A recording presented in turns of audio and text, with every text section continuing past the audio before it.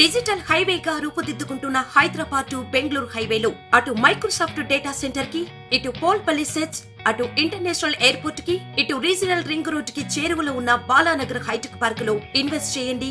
భవిష్యత్తు బంగారుమయం చేసుకోండి. Contact number 8500155255. ఇవాల్టి ఈడీ విచారణకు దూరంగా ఉండాలని బీఆర్ఎస్ ఎమ్మెల్సీ కవిత నిర్ణయం తీసుకున్నారు. ఈ మేరకు ఈడీకి లేఖ రాశారు. సుప్రీంకోర్టులో కేసు విచారణలో ఉందని లేఖలో స్పష్టం చేశారు కవిత.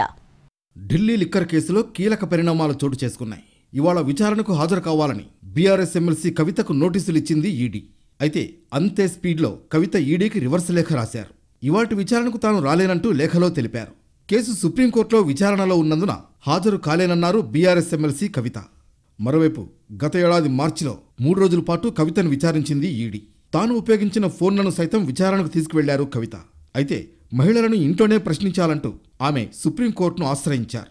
ఇక సుప్రీంకోర్టులో కేసు విచారణకు వచ్చేలోగానే గత ఏడాది సెప్టెంబర్లో కవితకు ఈడీ నోటీస్ ఇచ్చింది. దీంతో నవంబర్ 20 వరకు విచారణకు పిలవొద్దని సుప్రీంకోర్టు ఈడీని ఆదేశించింది. ఆ తర్వాత తెలంగాణలో అసెంబ్లీ ఎన్నికలు రావడం, ఆ ఎన్నికలు పూర్తి కావడం, అధికారం మారడంతో తాజాగా మళ్లీ ఈడీ నోటీసులు జారీ చేయడం ప్రాధాన్యతను సంతరించుకుంది.